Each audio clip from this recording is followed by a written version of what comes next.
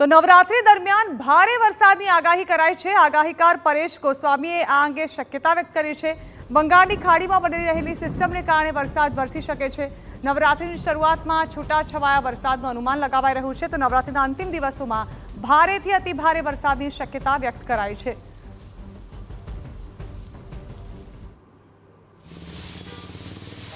નવરાત્રીના જે છેલ્લા દિવસો હશે એમાં ભારેથી અતિ ભારે વરસાદની સંભાવનાઓ છે। એનું કારણ છે કે બંગાળની ખાડીની અંદર ફરીથી એક સાયક્લોનિક સર્ક્યુલેશન બનવા જઈ રહ્યું છે અને અત્યારે અલગ અલગ મોડેલોનો જે અમે અભ્યાસ કરી રહ્યા છીએ એ મુજબ એ સાયક્લોનિક સર્ક્યુલેશનનો જે ટ્રેક છે તે આંધ્રપ્રદેશના માર્ગે થઈને મહારાષ્ટ્ર અને ત્યાંથી પછી ગુજરાત ઉપર થઈને પસાર થાય તેવું અત્યારે લાગી રહ્યું છે। જો આ ટ્રેકમાં કોઈ ફેરફાર ન થાય તો નવરાત્રીના છેલ્લા દિવસોમાં એટલે કે 28 સપ્ટેમ્બરથી લઈ અને 2 ઓક્ટોબર સુધી રાજ્યની અંદર સામાન્યથી મધ્યમ અને અમુક વિસ્તારમાં મધ્યમથી ભારે વરસાદ તો આઇસોલેટેડ વિસ્તારની અંદર ભારેથી અતિ ભારે વરસાદ નોંધાય તેવી શક્યતાઓ છે। તો રાજ્યમાં